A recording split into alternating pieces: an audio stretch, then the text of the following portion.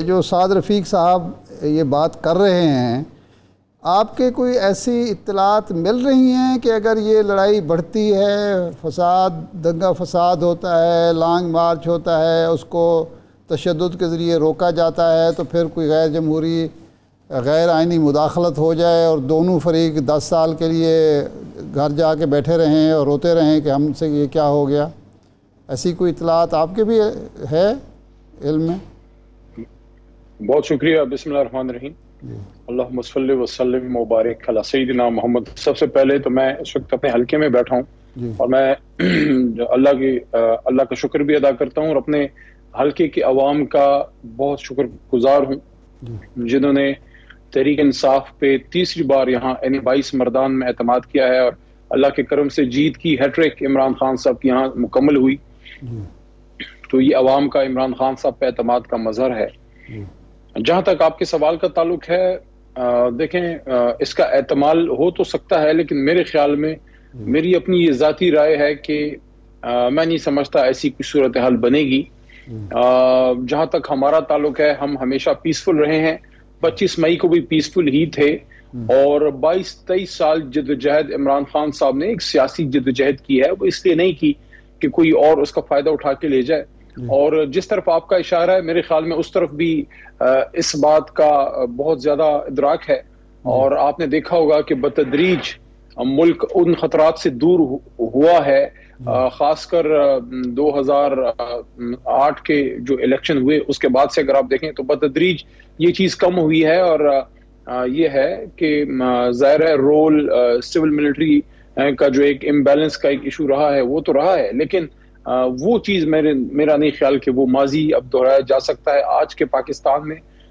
یا تو پھر آپ کو سارا خدا نخواستہ بلیک آؤٹ کرنا پڑے گا۔ میرا نہیں خیال کہ اس طرف کوئی ایسی سوچ ہو سکتی ہے۔ ہاں، احتیاط بہرحال دونوں طرف ہونی چاہیے، اپوزیشن اور حکومت کی میں بات کر رہا ہوں۔ ہم تو پرامن رہیں گے، ایک سیاسی جدوجہد ہم نے کی ہے، اور آپ دیکھیں پچھلے 5-5.5 مہینوں سے جب سے ہم حکومت سے باہر ہیں تو آپ نے ہماری جدوجہد دیکھی ہے۔ پورے پنجاب میں ہم نے کمپین کی ہے، کراچی میں کی ہے، اور ابھی اللہ تعالیٰ کے کرم سے جو یہ 6 حلقے عمران خان صاحب جیتے ہیں، تو آپ دیکھ لیں ادھر ہماری خیبر پختونخوا میں حکومت ہے، کوئی ہم نے طاقت کا استعمال نہیں کیا، نہ ہماری کوئی ایسی سوچ ہے۔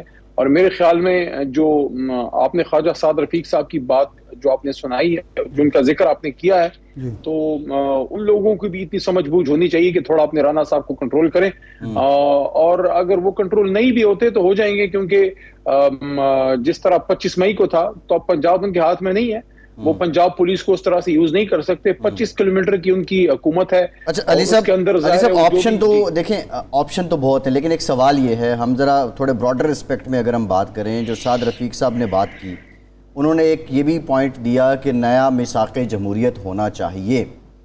میثاق جمہوریت تبھی ہوگا جب کوئی ریلیشن بٹوین ڈائیلاگ ریلیشن یا ڈسکشن ہوگی حکومت اور اپوزیشن کے درمیان۔ کیا آپ کی جماعت کو حکومت کی جانب سے، آپ کی لیڈرشپ کو ابھی تک کسی معاملے پہ انگیج کیا گیا ہے؟ دیکھیں کوئی ایسی کوئی خاص انگیجمنٹ تو نہیں ہے، اور جو خواجہ سعد رفیق صاحب کی آپ بات کر رہے ہیں کہ میثاق جمہوریت کا کوئی ایکسٹینشن ہو یا اس طرح کی کوئی بات ہو، دیکھیں یہ آئیڈیالزم کی دنیا سے نکلنا چاہیے۔ اگر ہم سمجھتے ہیں کہ اس ملک میں جمہوری طریقے سے اس ملک کو آگے جانا ہے تو اس میں حکومت اور اپوزیشن کے بیچ میں مخاصمت بھی ہوگی، لیکن وہ ایک حد سے زیادہ نہیں بڑھنی چاہیے۔ اس وقت کسی اور اس طرح کی سچویشن کی ایکسپیکٹیشن کرنا کہ اچانک کوئی حکومت اور اپوزیشن بیٹھ کے کوئی بڑے اچھے بچوں کی طرح جو ہے تو معاملات سدھار کے تو وہ ایک ٹیبل پہ بیٹھ کے معاملات حل کر لیں، ایسا ممکن نہیں ہے۔ میرے خیال میں ایک آپشن ہے، اور وہ یہ ہے کہ اگلے الیکشن کی طرف جایا جائے، اگلے الیکشن کی موڈیلٹیز ڈسکس ہوں، جو بھی حکومت آئے وہ پھر آگے پارلیمان کو لے کے چلے۔ ہاں، اس بات پہ ایک براڈر اسپیکٹرم میں بات ہو سکتی ہے کہ جس کی بھی حکومت آئے آگے، وہ اس وقت کی اپوزیشن کو کسی نہ کسی منیمم لیول پہ انگیج کرے، کہ جو مین ایشوز اس ملک کے اس وقت ہیں، اکانومی کا سب سے بڑا ایشو ہے، اس کے ساتھ ساتھ ہیلتھ کا، ایجوکیشن کا، کلائمیٹ چینج کا، امپورٹ ایکسپورٹ کا، انویسٹمنٹ کا، اس طرح کے ایشوز جو بہت زیادہ ضروری ہیں، اس پہ پھر بات ہو سکتی ہے۔ اور میرے خیال میں اس وقت سب سے امپورٹنٹ چیز یہ ہے کہ الیکشن پہ بات ہو، الیکشن ہم نے وقت سے پہلے کرنا ہے اور اس کے لیے جو ضروری اقدامات ہیں وہ لیے جائیں، کیونکہ ان کے بھی دیکھیں روز بروز ان کا جو ٹرسٹ ڈیفیسٹ ہے وہ تو کم ہو رہا ہے. ان کے دیکھیں آہستہ آہستہ طاقت ان کے ہاتھ سے سرک رہی ہے، بلکہ طاقت کبھی ان کے ہاتھ میں تھی ہی نہیں. اصل مقصد تو یہ امپورٹڈ حکومت حاصل کر چکی ہے نا، جو 1100-1200 ارب روپے کا انہوں نے اپنے آپ کو ریلیف دینا تھا، این آر او تو یہ لے چکے ہیں. ان کا جو بنیادی مقصد تھا اقتدار میں آنے کا وہ تو اس پہ طاقت ان کے پاس نہیں ہے.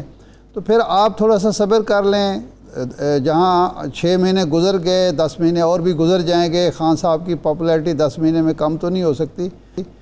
دوسرا یہ ہے کہ ان کو یہ بھی تو اندیشہ ہوگا نا کہ اگر آپ آ جاتے ہیں جلدی اور آ کے پھر آپ ریورس کر دیتے ہیں سارے معاملات، وہ این آر او کو آپ ریورس کرتے ہیں، تو پھر ان کے لیے خدشات اندیشے بڑھ جاتے ہیں. تو آپ ان کو کہہ دیں کہ بھائی جو ہو گیا سو ہو گیا ہے، آگے بڑھتے ہیں.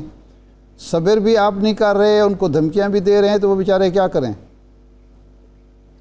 دیکھیں جہاں تک اس بات کا تعلق ہے، وہ تو ہم اگر 2 مہینے بعد آتے ہیں، اگر عوام ہمیں لاتی ہے، اور یا ہم سال بعد آتے ہیں، 8 مہینے بعد آتے ہیں، یہ تو میں یہاں سے اپوزیشن کو، میں ان کو آج بھی اپوزیشن ہی کہتا ہوں، یہ تو میں آج بھی اس امپورٹڈ حکومت کو کہتا ہوں، خاطر اپنی جمع رکھیں. یہ ملک جو ہے یہ شیر مادر نہیں ہے. جس نے پاکستان کا پیسہ کھایا ہے، جلد یا بدیر ان کے چمڑے سے نکال کے لائیں گے انشاءاللہ. 2/3 اکثریت سے اگر ہم آ گئی، آپ کے سارے جو آپ نے شب خون مارا ہے، یہ ایک انشاءاللہ پارلیمنٹ کی سیشن کی مار ہے. اس کو ہم واپس کریں گے، ریورس کریں گے. اگر ہم میں سے بھی کوئی چور ہے، میں ان کو بھی سب کو میں کہنا چاہتا ہوں، یا تو ہم ایک فیصلہ کر لینا کہ بس ذرا مل ملا کے کھیلتے ہیں. اس کے لیے عمران خان صاحب تیار نہیں ہے. میں آپ کو ایک بات بتاؤں، لگے ہاتھوں یاد آ گئی مجھے، ستمبر میں 2018 میں گورنمنٹ میں خان صاحب مجھے لے کے آئے، کابینہ کا مجھے ممبر بنایا.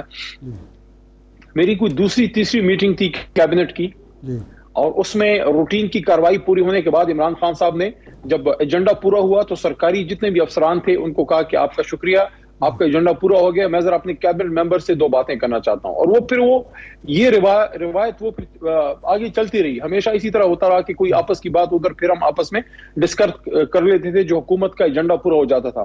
اس دن عمران خان صاحب نے ہمیں یہ بات کی، اپنی کابینہ کو علیحدہ بٹھا کے اسی کیبنٹ روم میں پارلیمنٹ پی ایم آفس کے، اور مجھے ان کے الفاظ یاد ہیں.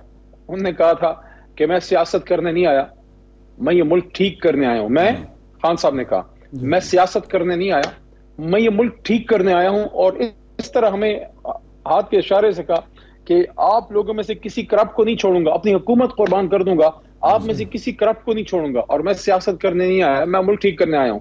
تو ارشاد صاحب دیکھیں بہت ہو گیا جی، 75 سال کا پاکستان ہو گیا ہے، میری بھی کوئی 45 سے اوپر عمر ہو گئی ہے. آپ تو خیر جوان لگتے ہیں، ارلی 40s میں لگتے ہیں. دیکھیں ہمارے پاس وقت ضائع کرنے کو نہیں ہے. دیکھیں ایک طرف آپ نے ایگزامپل دی نا، یہ جو آپ نے یو کے کی ایگزامپل دی ہے، یہ تو 1500 سال پہلے ہمارے آقا کر چکے ہیں، سرکار مدینہ صلی اللہ علیہ وسلم. یہ ساری مثالیں تو صحابہ کرام اور ہمارے خلفائے راشدین دے چکے ہیں، ساری ایگزامپلز. تو یہ ہمیں ان کی طرف تو دیکھنے کی ضرورت ہی نہیں ہے. ہمیں تو اپنے ہمارے پاس تو اتنا کچھ ہے، ہمارا تو اتنا رچ ماضی ہے، اور ہاں اس میں علمیہ بھی ہیں، اس میں مسئلے مسائل بھی ہیں.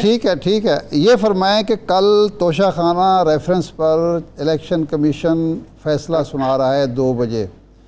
آپ کی کیا توقع ہے، کیا اطلاعات ہیں کہ یہ فیصلہ قانون کے مطابق آئے گا یا آپ کے خدشات اور اندیشوں کے مطابق؟